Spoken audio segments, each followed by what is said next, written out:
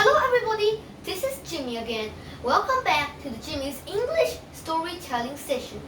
Today is chapter 10 of the Romans of the Three Kingdoms. In the last chapter, we talked about Guo Si and Li Jue went into Chang'an and they wanted to kill the emperor. Well, they were about to do it when suddenly Zhang Ji is also kind of general that's loved by Dong Zhuo when Dong Zhuo is still alive. Zhang Ji suggested, if you now kill the emperor, well, I can't say it's not good for us, but I'm afraid that all the citizens and the soldiers and the ministers, they will not listen to you because you killed the emperor and yet for not such a good reason. What about we just let the emperor still be the emperor, keep him alive, but we actually get the power? Li Jue and Guo Si thought for a while and decided that this is a great idea. The emperor on the second floor, whoa, that was thunder. Well, we're not afraid of that because later I will mention something about thunder. Okay, the emperor upstairs. He said, "These ministers, what are you doing here? Setting fire everywhere and holding weapons downstairs?" Li Jue and Guo Si, they said, "We helped you to kill Wang Wing, and Wang Wing is a bad guy, but we don't get paid or we don't get anything, so we are not going yet." This is kind of a stupid talk because everybody knows that Wang Wing is a good guy except them. This is such a terrible excuse. But what can the emperor do? They are already taking over his life. Okay, so the emperor asked, "So what do you want?" And each of them, well, this time 4 people, Li Jue, Guo Si, Zhang Ji, and Fan Chou.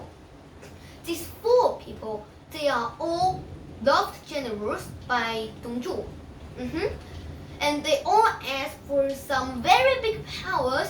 We don't even have to list of them because they listed everything there. Like they wanted to keep their knife and see the emperor, and they want to wear shoes all the time when they see the emperor, and they ask for very big power and they kill citizens all the time. And they even let some of their close ministers, those bad, evil Jews, to stay very close to the emperor and see every single move of him. So the emperor now is very worried about every single thing that he does. Well, we don't talk about these terrible things, but the one good thing that Li Jue and Guo Si did is to let Zhu Jun. Well, I don't mention Zhu Jun before when he beats all those soldiers like Zhang Bao and Zhang Jiao, you remember? Okay, so, but they got Zhu Jun inside to be one of the senior ministers just to gain their reputation. So the citizens love them because they have Zhu Jun. Well, this is one of the ways that you get a lot of people that are beloved by the citizens and citizens will love you. Well, I couldn't say that bad guys, they should be loved by citizens, but that's what happens. Actually, I don't like it. But, you know, Li Jue, they are loved by Dong Zhuo. This is the 3rd time I mentioned this. So they wanted to get some of the Dong Zhuo's small pieces of bones that are left in his corpse, and just like doing a puzzle, he made them into the shape of Dong Zhuo, and they tried to bury him. But 3 times when they were about to bury him, just like today, thunder began, rain falls, and a very, very huge lightning got right down. And then the funeral cannot be started because all the things were ruined. The first time they just thought, nah, this is just a coincidence. The weather is bad. It happens all the time. So they did it in another day, and when they started funeral, suddenly rain started falling again, and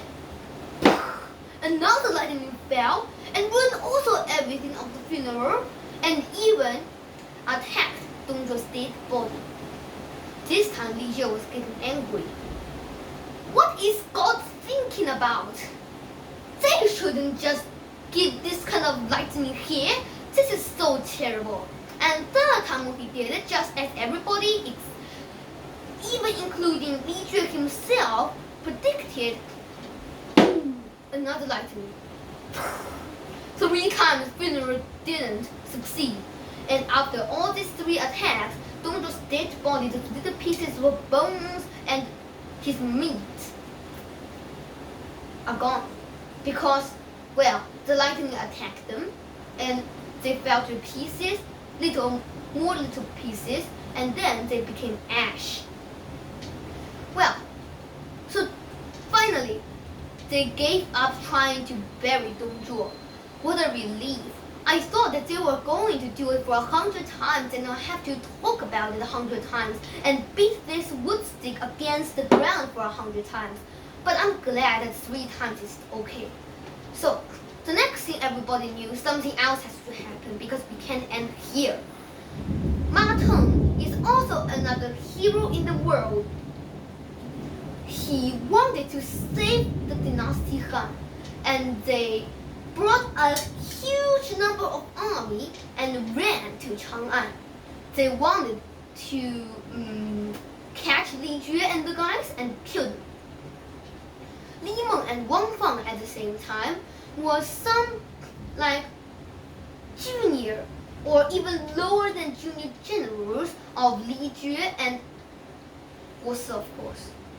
So they went out and wanted to fight with Ma Teng, but then an advisor called Jia Xu, well, Jia Xu is a very clever guy.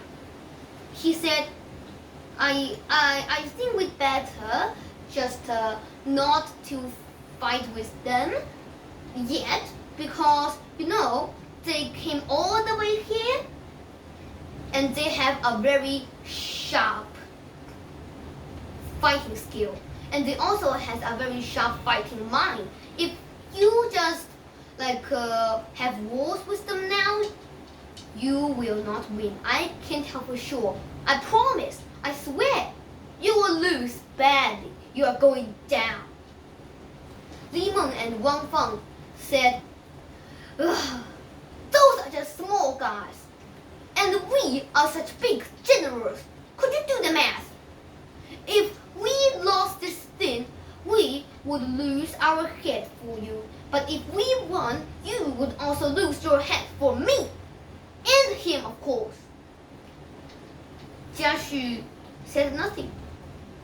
He just went and sighed. So, Li Meng and Wang Fang finally didn't listen anything to Jia Xu, and they fought with Ma Teng. This was a sunny day, not like here. I mean, in the war, it's a sunny day.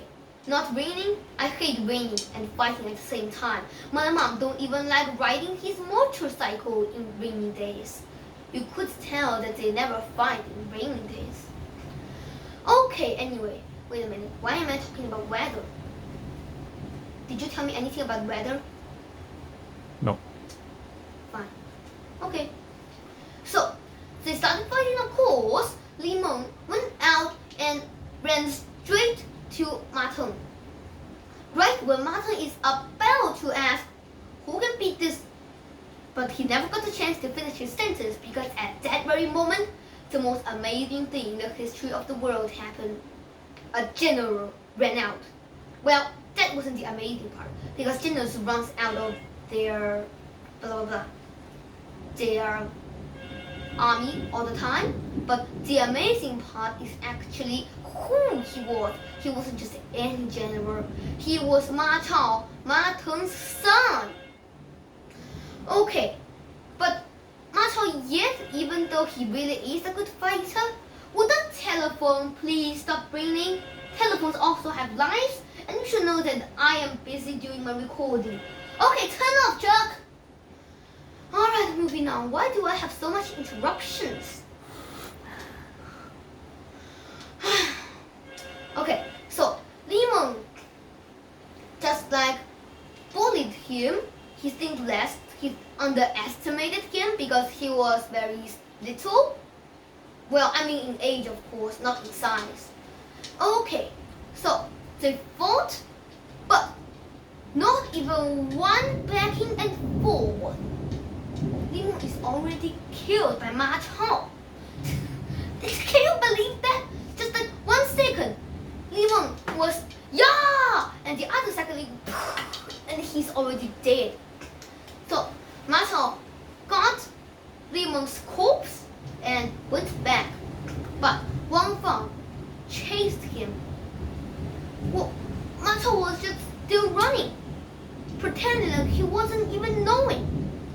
So Ma Teng in his soldiers yelled, "There's somebody chasing you!" But Ma Chao pretended like he didn't hear it, and he continued running. Right when Wang Fang was about to put the sword right into Ma Chao's back,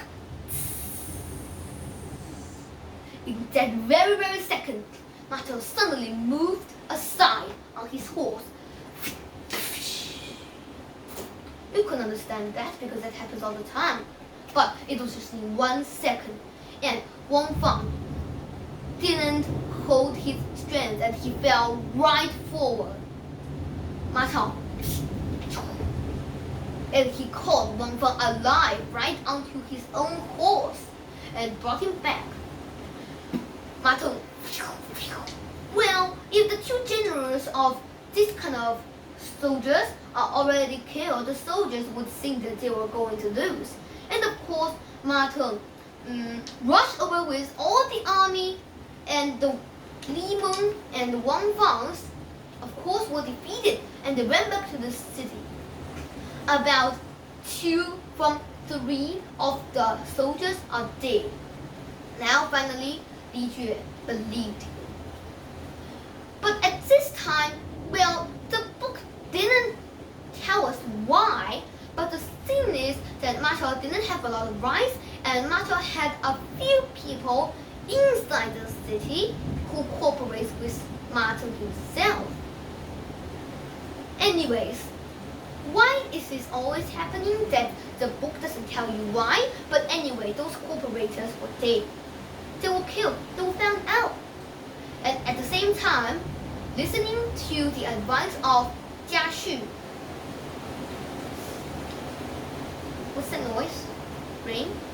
That's horrible. I suggested that we should close the window, but it didn't work because Mom said we should keep one open and in the dining room. Going on. So, after like 100 days, the rice of Ma Teng's army ran out. No more rice, no more food. The soldiers ran, everybody ran. And Li Jue chased them. A lot of soldiers from Ma Teng, they were dead. Others ran away. Ma Teng was defeated badly. And he ran off, nobody knows where, but of course, he will be one day come back like a tornado.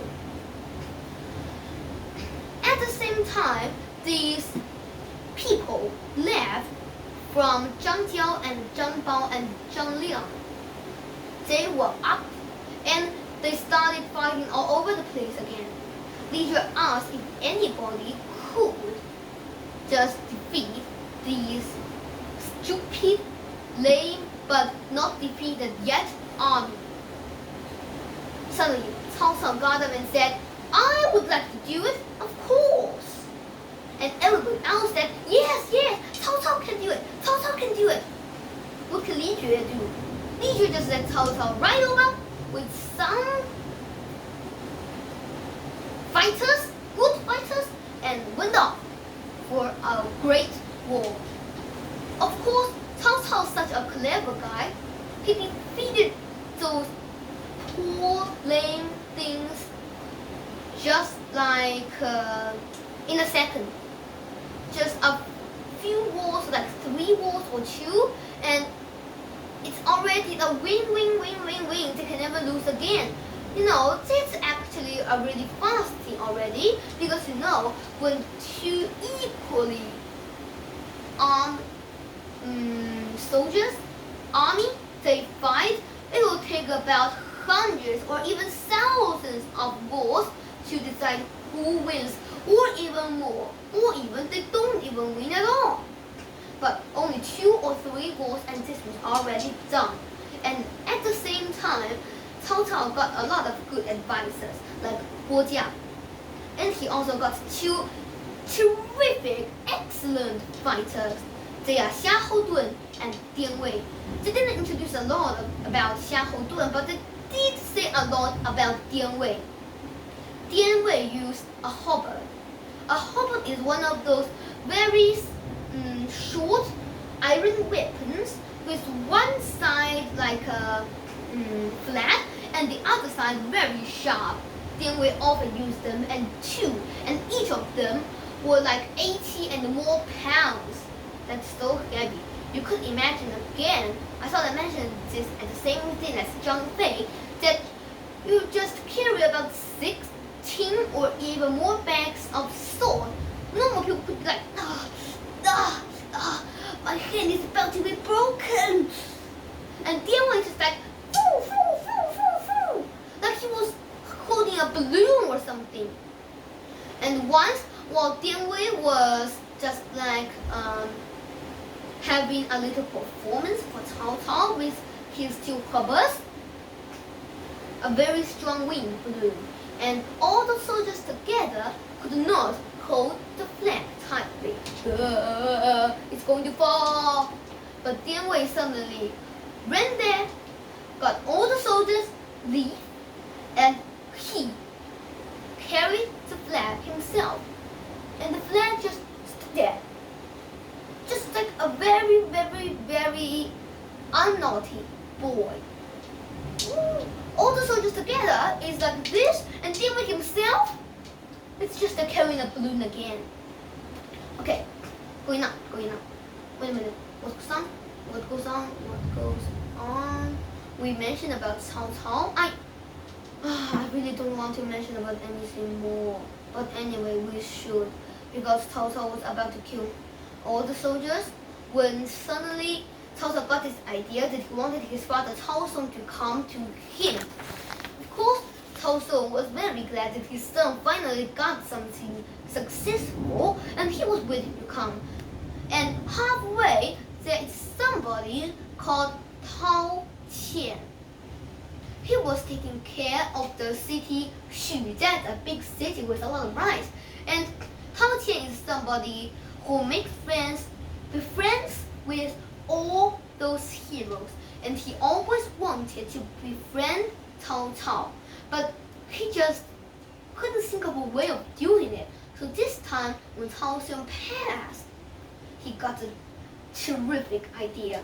He invited Cao Song and gave him a very big feast and just did everything possibly good for Cao Song.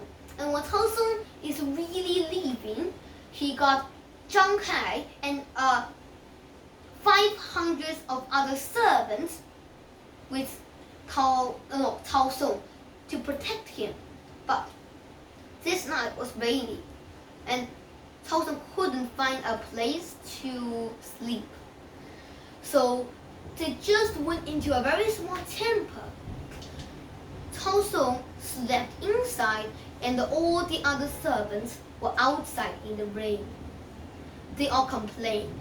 Zhang Kai and the other servants, they talked something. It's like this. Hey, we are just somebody. We are left from Zhang Bao and Zhang Liang and Zhang Jiao, you know. But we just was defeated because we can't fight with them and we don't get anything good about it. We don't get full. We don't get any money. And now we're standing here in the rain just because some stupid Cao Song, what we never know. Cao Song is Cao Song's father. And he has a huge number of money. How about we just kill them and take all the money and run away in the mountains? All the servants, they agreed. So at night, when Cao Song was asleep, they set fire everywhere and killed all the people that related with Cao Song.